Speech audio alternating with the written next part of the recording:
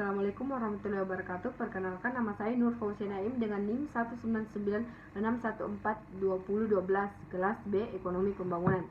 Berikut saya menjelaskan tentang tokoh tentang John Hendrik von Thunen.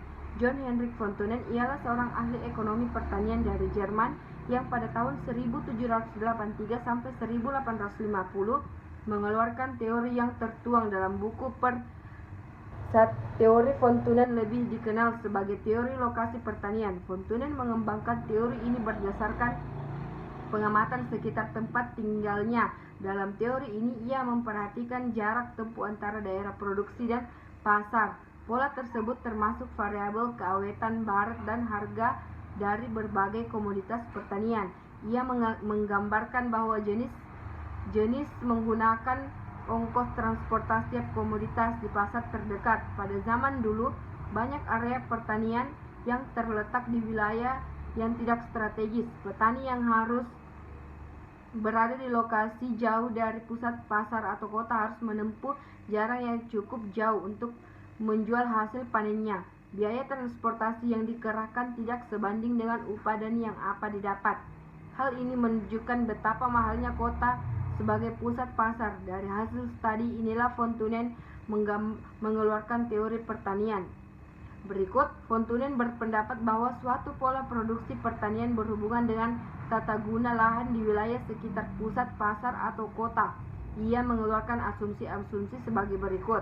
Pertama, terdapat suatu daerah terpencil yang terdiri daerah perkotaan dengan daerah perdalamannya yang merupakan satu-satunya daerah termasuk kebutuhan pokok yang merupakan komoditas pertanian.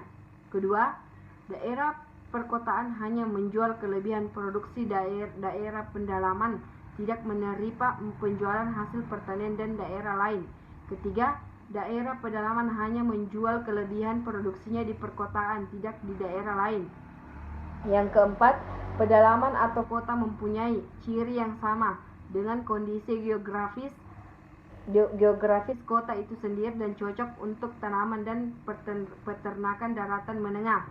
Yang kelima, pedalaman dihuni oleh petani yang berusaha untuk memperoleh keuntungan maksimum dan mampu untuk menyesuaikan hasil tanaman dan peternakannya dengan permintaan yang terdapat di daerah perkotaan.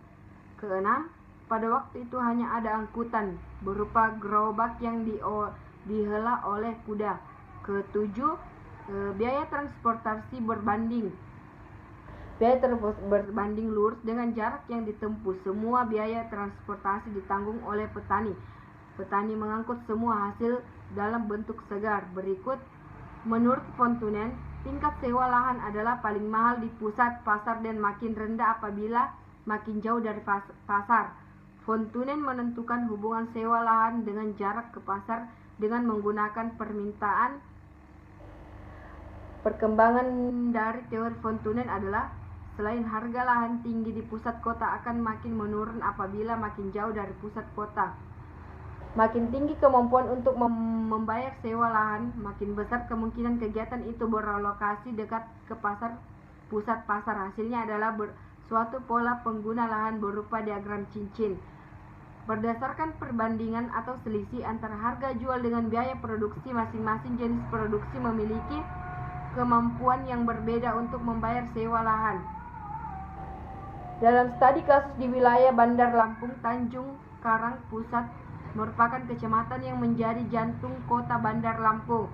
Selain menjadi pusat perdagangan dan jasa, kecamatan ini juga menjadi pusat perekonomian yang secara ekonomis menguntungkan. Perekonomian yang secara ekonomis bagi pertumbuhan kota Bandar Lampung, letaknya pada strategis di tengah kota, menjadikan daerah ini sebagai pusat perekonomian yang didukung dengan banyak pasar, yaitu pasar induk Tamin, pasar Gintung, pasar Bambu Kuning, dan pasar bawah.